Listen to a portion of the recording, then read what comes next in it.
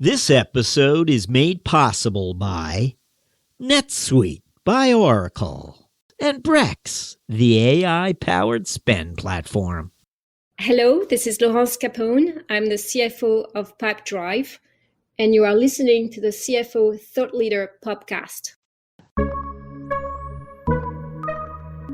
As we became more profitable and our balance sheet began to improve, metrics like free cash flow, cash balance, leverage ratios became critical metrics.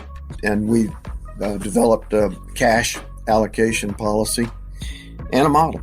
Now we're poised. It's not going to happen this year or next year or even probably 2 or 3 years, but we're poised to become the biggest company in our business. So market share is now a very much a highlighted metric.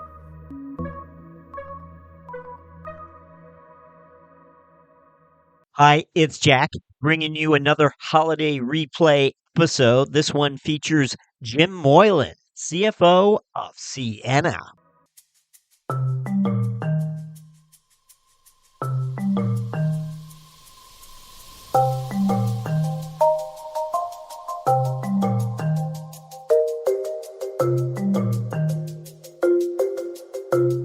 Finance leader Jim Moylan is perhaps our first CFO guest to list the leasing of oil rigs as one of the experiences he feels best prepared him for a CFO role. Of course, Moylan makes clear the experience is worthy of mention not so much because of what he was selling, but the fact that he was selling at all. Selling is the best way to learn. Moylan tells us it's the best way to learn about your company, and it's the best way to understand your company's value proposition. Or so Jim Moylan explains on today's episode. We begin after this. 7,025-1. These are the three numbers to remember to get the visibility and control you need to make the right business decisions instantly. 37,000. That's the number of businesses which have upgraded to NetSuite by Oracle. NetSuite is the #1 cloud financial system, streamlining accounting, financial management, inventory, HR, and more. 25. NetSuite turns 25 this year. That's 25 years of helping businesses do more with less, close their books in days, not weeks, and drive down expenses. 1. Because your business is one of a kind, you should get a customized solution for all of your KPIs in one efficient system and with one source of truth. Manage risk, get reliable forecasts, and improve margins. Everything you need, all in one place. Right now, download NetSuite's popular KPI checklist designed to give you consistently excellent performance, absolutely free, at netsuite.com/KPI. That's netsuite.com/KPI.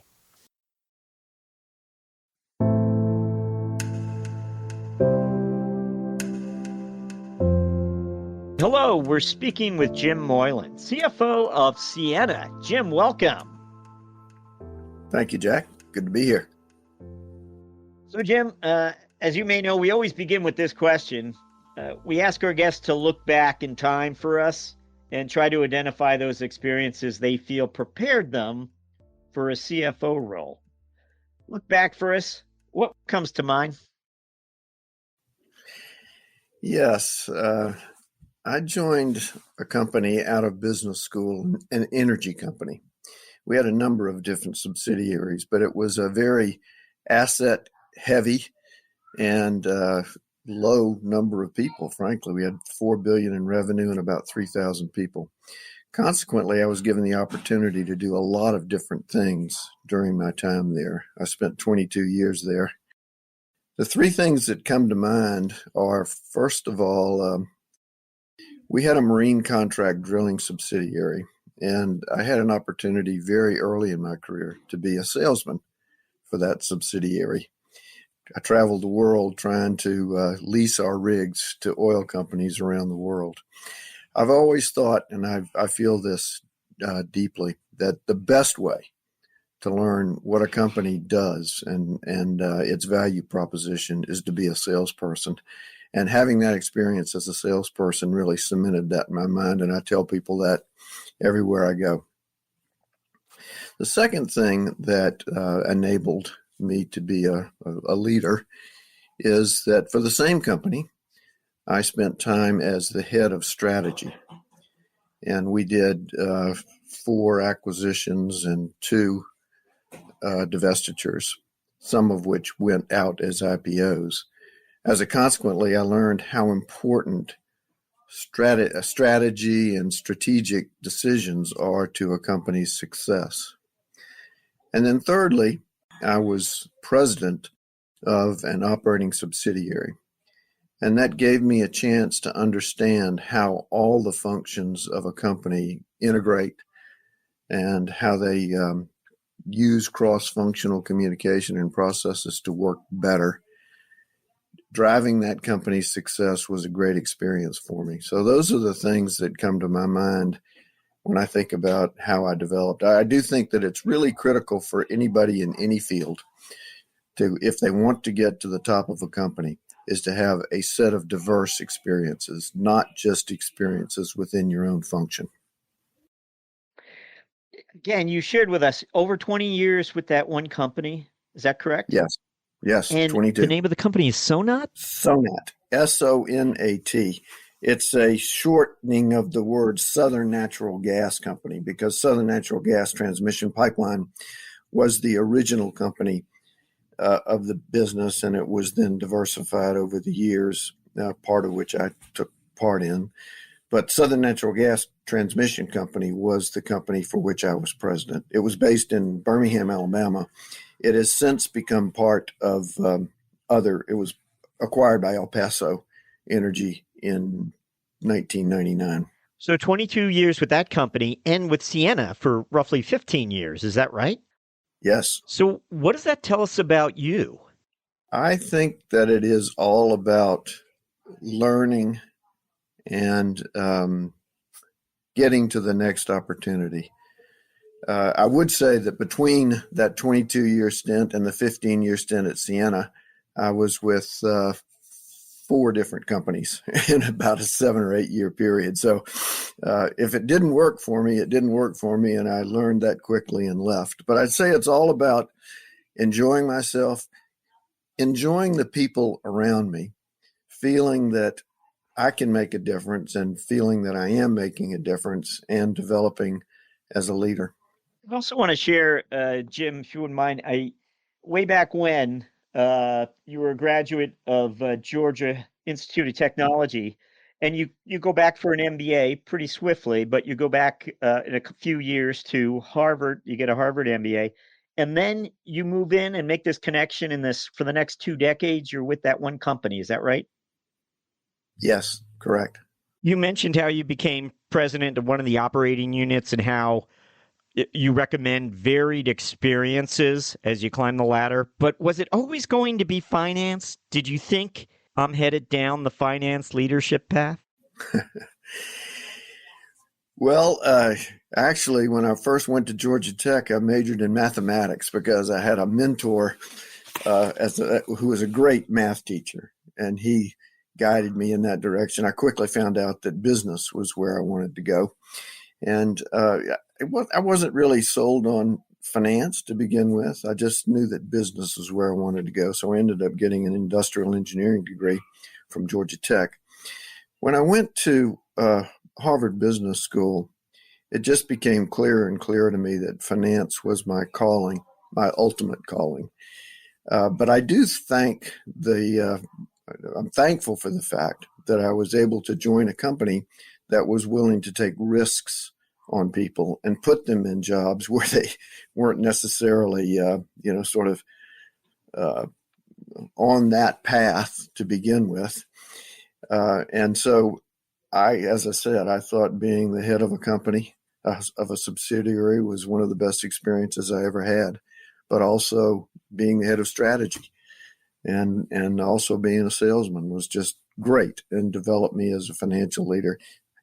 From then, as I moved up in the energy company, Sonat, my path quickly gravitated toward finance. That was where I was best, and became CFO. That was my first CFO job. Were you, in short order, were you involved in some of their M&A work, or what was the nature of your sort of expertise within your first decade, towards that end of that first decade? Where were you headed with this company? Were you someone who got involved in some of the deals or integrations, or what were you up to? It was more in a financial planning and analysis mode. And in the early part of the deal making, I was not head of strategy. I was more or less a financial planner and did the analysis, forecast, valuation work for the acquisitions. But as I became experienced in that, and as we became more acquisitive, I was moved into head of strategy. So I did actually participate in the leadership and negotiation and overall management of the deal flow. Integration, I was sort of involved in that, but that was really handled by the individual functions at the time. So once we got the deal done, at that time, I was not too active in the integration. What's always a good question is, do you recall, was there a place in time where you had to, for the very first time, present to the executive committee? Again, your first time, or maybe, and again, I'll let you choose what you want to share, or maybe it's even presenting to the board at one point in your life where it was the first time you were asked to do that. Was there any first time moments like that for you that you might be able to relate to us? Yes, I'll broaden the question a little bit, and I'll start by saying this, that I was hired at Sonat by the head of corporate planning for the company.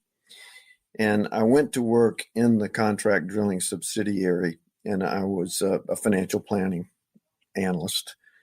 Eventually became the manager of that group. The head of corporate planning for the company was my first mentor.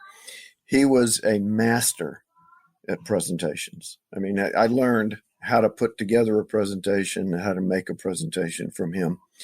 And one of the things that he would focus on is enough is too much. Don't cover everything. They don't want to hear how much you know. Executives want to know what the key issues are, what data are you bringing to the questions, what your opinion is based on the data you bring. And then they'll ask whatever questions they want to ask as you move through the presentation. So, I mean, it's always a bit of a rough start for someone who is making their first couple of presentations, because it is natural human tendency to want to show people everything that you know and have too much material. But I did absorb his lessons, and I do remember the first presentation I made to the board of directors. We were looking at acquiring a drilling company, and I had done all the work on it. I was not negotiating the deal, but I had done all the work, so I had done the analysis and had done the valuation work. And of course, I was going in front of our board, which was quite scary. For me, I was probably 28 at the time, 26, I don't remember. But I was nervous, and he and I were standing outside the boardroom. My mentor and I were standing outside the boardroom talking about the presentation, and he could see I was very nervous. And the door opened, and the administrative assistant said, "Okay, fellas, come on in." And my mentor looked at me, and with a smile on his face, he said, "Let's go get these guys," which I thought was perfect. It settled me down, calmed me down wonderfully. And I went in and made my presentation, and we got the approval from the board that we wanted. So that was my first experience in front of a board. And I credit my mentor with calming me down and enabling me to get through the material in a way that made sense. You mentioned at a point in time you were president of a business unit.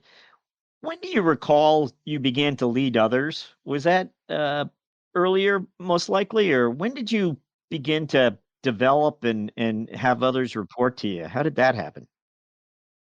Well, I mentioned that I was hired as a financial planner in one of the subsidiaries, and the team was about 4 or 5 people. And within a year and a half, I was given responsibility to lead that group of people. So that was my first experience. I was a year and a half into my career. It was a small group, and it was a relatively simple function to lead. It was not complicated. They were highly qualified people working for me. But as I moved through Sonat and took other positions within Sonat, I remember particularly when I became controller of the company.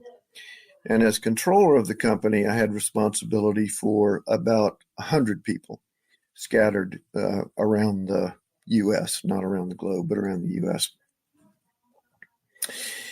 And one thing you learn when you become the leader of a larger group is that not everyone is a plus player. There's always going to be a need for people. Well, first of all, there's obviously a need for A plus people. You have to have those. But you don't really want a collection of A plus people. You want some A plus people, and you want some really, really solid B people who are going to get their work done and provide you with the information you need to do your job. And how to select and choose your people and lead them with that knowledge is a really important lesson. That's a great takeaway for us. Type A personalities are A people challenging in their own way. Yeah, I've always said this, that if all your people were A people, they'd kill each other and you wouldn't have a team. Interesting. Jim, you actually became a CFO of a number of different companies, but wondering where your exposure to the investment community and the analyst community, all of that happened. It started at the end of my career at Sonat. I became CFO in 1997, and we sold the company in 1999.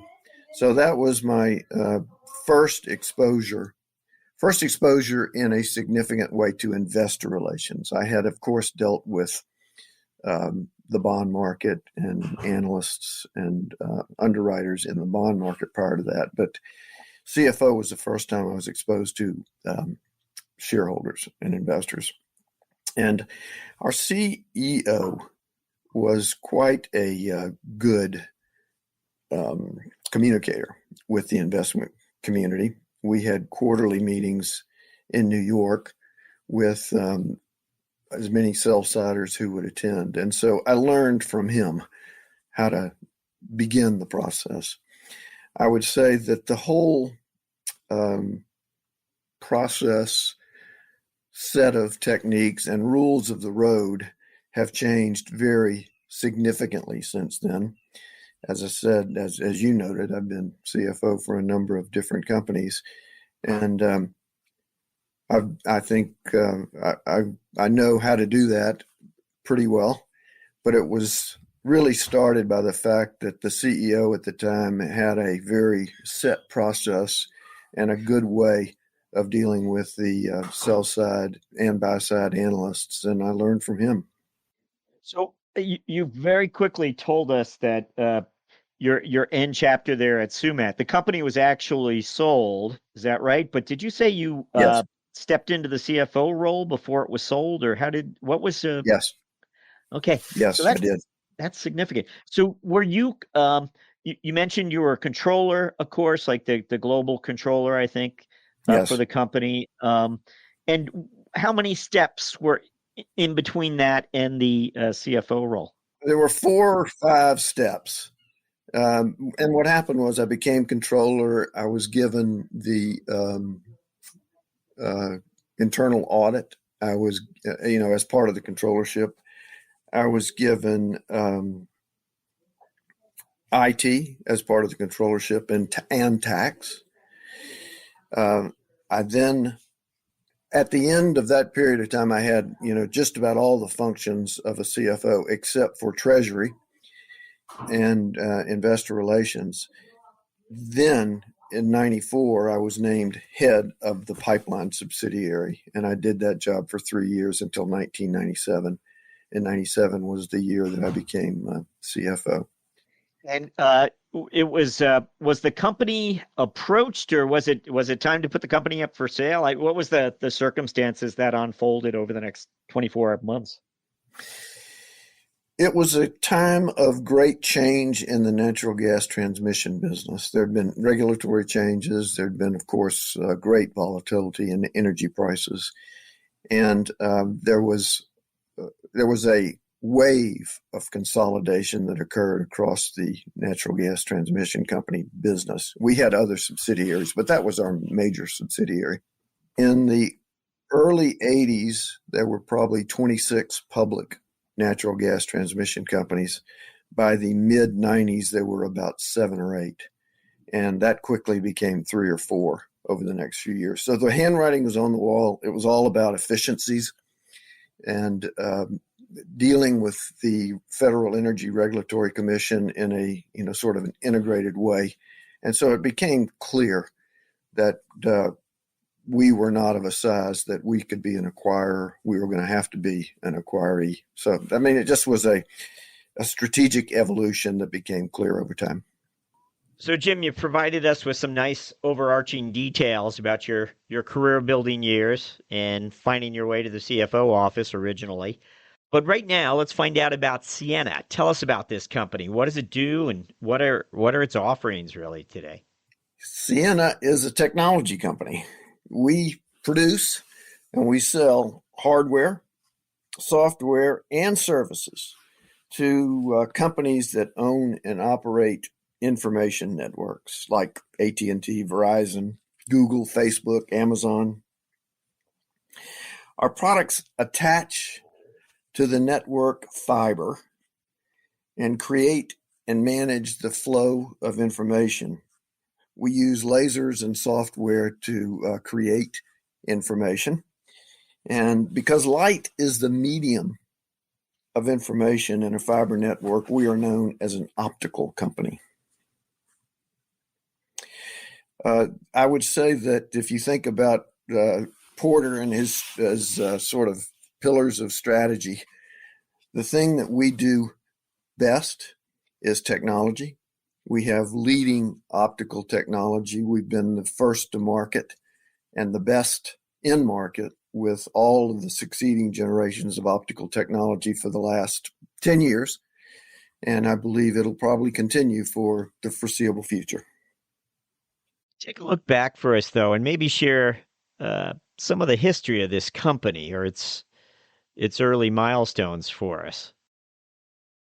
Yeah, I would say this, that when I joined Ciena in 2007, we were still a very young company. And we were only 10 years away from our first revenue. And so we retained a lot of the vestiges of a startup company. We were always looking for that next piece of revenue. And we had a very heavy debt load, of course, as a result of being a startup. We have matured greatly over the last 15 years. We did make a transformative acquisition in 2010, which doubled our size, quadrupled our complexity, and gave us an opportunity really to become a leader in the industry. As a result of all that, and by the way, we were below break even at the time we did the deal. We were losing money. We were barely generating cash, but we were still hanging in there, and we still had a heavy debt load. We began to focus much more on profitability metrics, gross margin, operating margin during those early years, and we showed tremendous progress in all of our profitability measures. As we became more profitable, and our balance sheet began to improve. Metrics like free cash flow, cash balance, leverage ratios became critical metrics. And we developed a cash allocation policy and a model. Now we're poised. It's not going to happen this year or next year or even probably 2 or 3 years, but we're poised to become the biggest company in our business. So market share is now a very much a highlighted metric.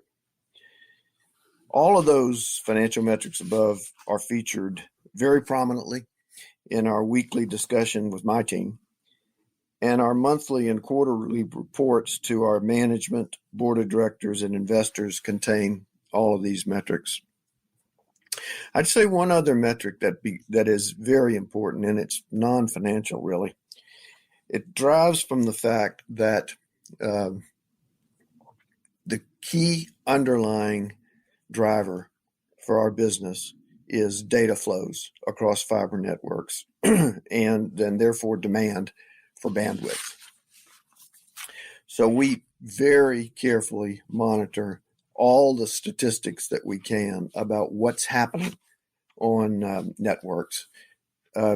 One of our competitors, Cisco, used to publish annually a very nice report that would give their view of what was happening. They no longer publish that report, but there are sources of data about data flows across networks, and we monitor those very carefully. The other thing I'll say that one other thing I'll say is that network providers, owners, and operators, they're mostly all public, and we also very carefully monitor their signaling and data around capital expenditures, because that's what's going to drive our business as well. Interesting. So a lot of, watching what your competition is up to, where they're investing or not investing. At the same time, have you gotten greater ability to see into the business in some way? And maybe it's because of digital technologies, or maybe it's because of something began to be measured and looked at a little more carefully. Well, as our penetration across the world and across customers, products, and applications has broadened, we now know much more about our customers than we did 15 years ago. And for example, there's always some concern out there in the market about how sustainable demand for our products is. And because we are in every major network in the world, I say that with only a little bit of exaggeration, except the Chinese telecoms, we know a lot about what's going on in their networks. And we know essentially the utilization across various aspects of their networks. That is something that gives us great confidence in the future of our business. And that's the kind of thing that we can answer the question that investors ask about the sustainability of our business. With your roots in FP&A, really curious how over your time at Ciena, whether you've changed how you deploy your FP&A people, whether you think of them as FP&A people or you think of them a little differently, I don't know. I would imagine you do still, but I'm wondering if you've organized them differently, if you changed your practices as far as how you employ those people or appoint them to projects. Well, what I'd say about FP&A is that I have a fantastic leader of FP&A. She actually came in as part of the acquisition that I talked about that we made in 2010, and she is a true leader in the company. One of the things that she does very well is she is able to reach out to people across the company. And she knows everything that's important to know about our business. And I would say that for an FP&A person to be successful, it is critical that he or she have those two characteristics. Number one, a deep understanding of the business, and number two, a willingness to reach out to leaders across the company and ask the kind of questions, ask the kind of probing questions that are critical to being able to predict what's going to happen. We were always trying to identify what is that skill set. What is that? It's someone who's tactful. It's someone who understands the commitments people have made. Someone who understands the protocols that the company have. What am I missing? Well, my FP&A leader has all of those, but also essential toughness. An ability to push back on people if she feels that she's not getting the answer that is the right one for the company, and to do it in a way that's tactful and doesn't raise any hackles on anybody's part. So I'd say that's a critical ability, pushing back. Interesting. Yeah, no, it's such a hard role that has to be part of the makeup. We like to always ask our signature question, which is, and this might have happened anytime during the course of your career. I don't know if you got something in mind for us, but let me just jump to our finance strategic moment question, where we ask you to recall a moment of strategic insight that you had as a finance person that led you to perhaps avoid a risk, pursue an opportunity, change the course or direction of a team, whatever it may have been. Does anything come to mind when we ask for a finance strategic moment?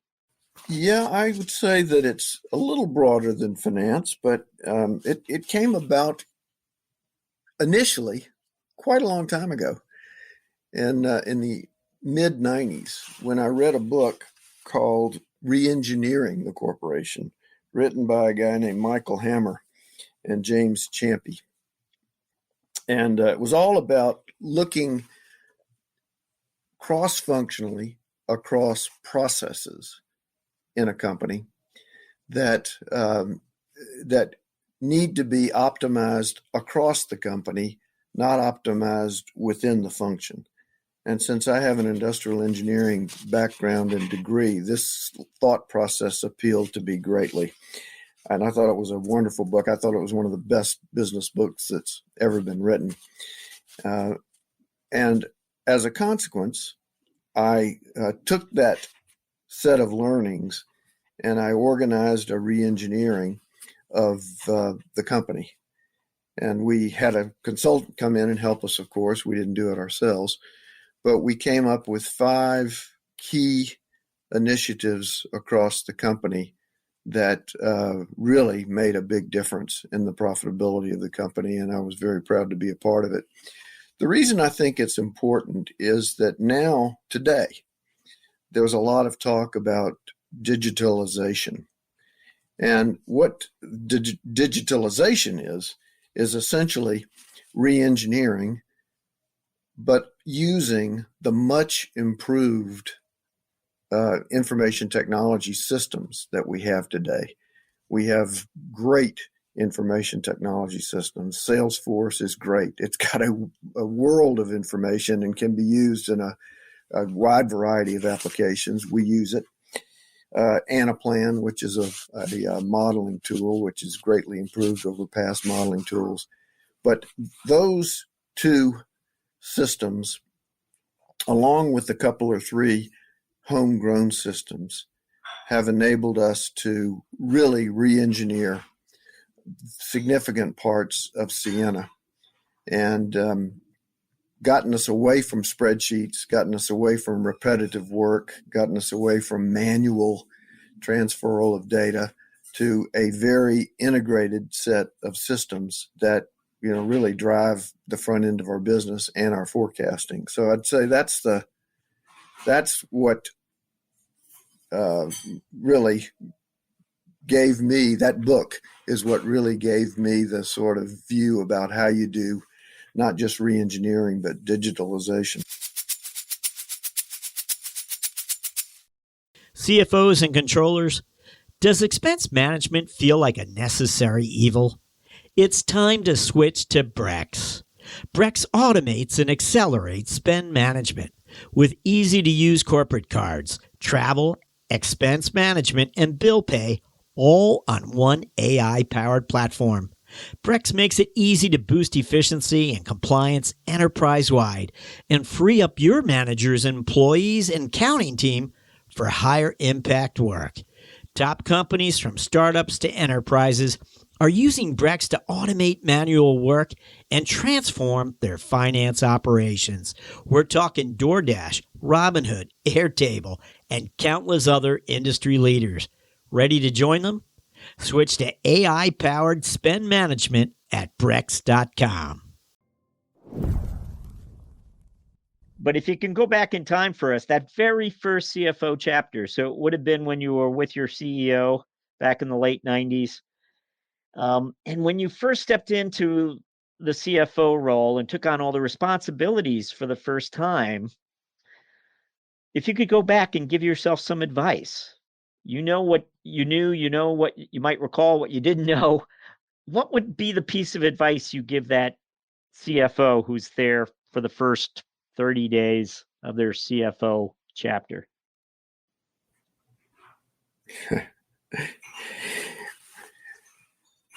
The mistakes that I made back then were because I wasn't open-minded enough to make sure that I examined all of the aspects of whatever question was in front of me.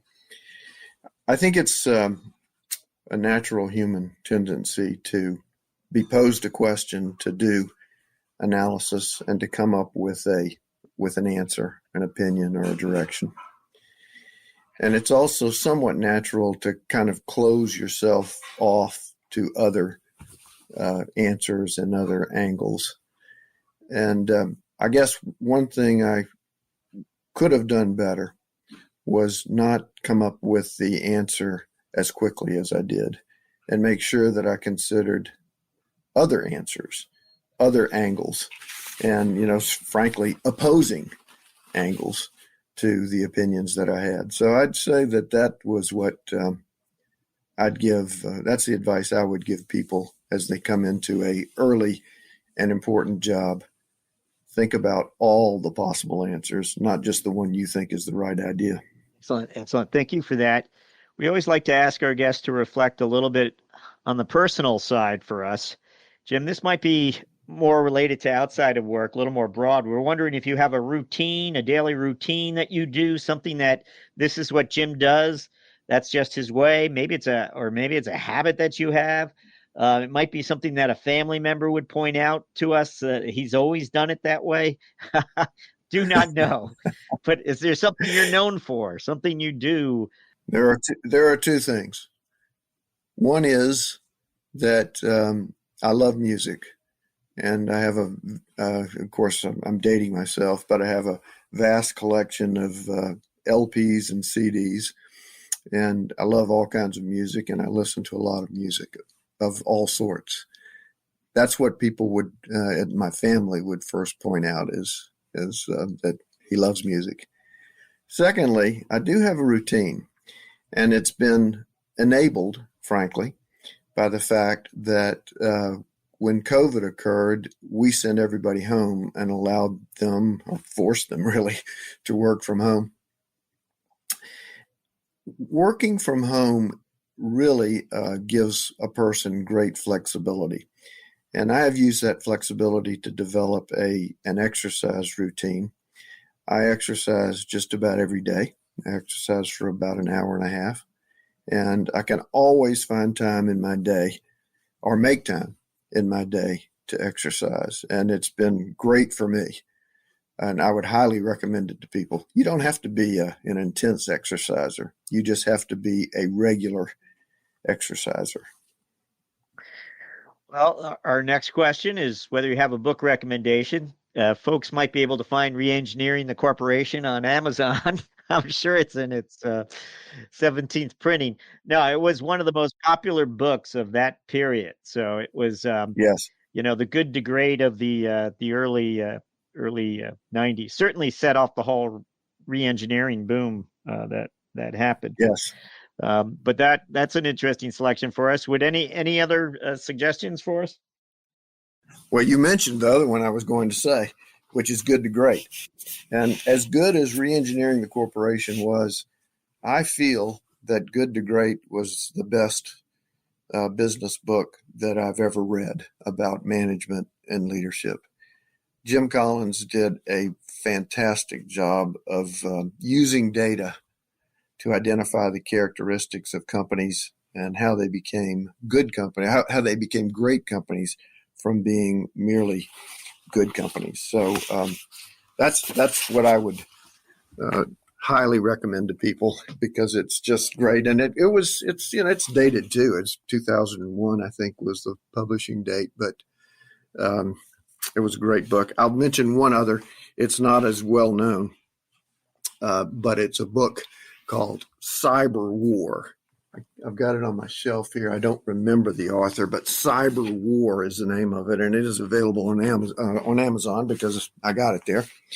But if people don't realize what a dangerous world we have in terms of information control and intrusion of people into your network is, they should read this book, because it will be very enlightening about how so many people want to steal your information, use your information for ulterior purposes, or mess up your network. So that's the other one I'd say. We are up to our final question, I'm afraid. This is where we get to ask you to look forward, finally.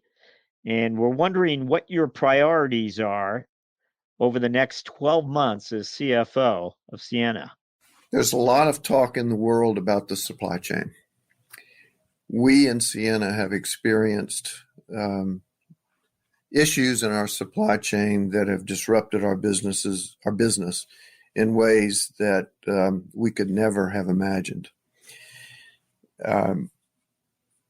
It's a very complicated situation. We buy something like 10,000 different SKUs for uses in our products. And we have only a handful of those, really, that have been a serious problem and have disrupted our revenue in a significant way. Our revenue for this year is well down from our plan and well down from what we communicated to the world back at the beginning of this year. We just finished our fiscal year, by the way, October 31st. So none of this is necessarily non-public information. We've communicated all this. We haven't given them the exact numbers yet, but they know. So the priority for the company and for me personally is to address this supply chain problem, fix it, and repair our image in the minds of our customers, because we have not only disrupted our business, we've disrupted their business. Jim Moylan, thank you for joining us on CFO Thought Leader. Thank you, Jack.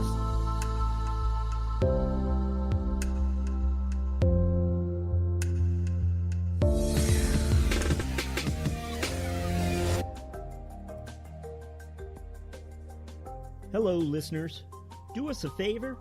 Be certain to subscribe to CFO Thought Leader on Apple Podcasts, or if you're an Android user, check us out on Spotify or Google Play.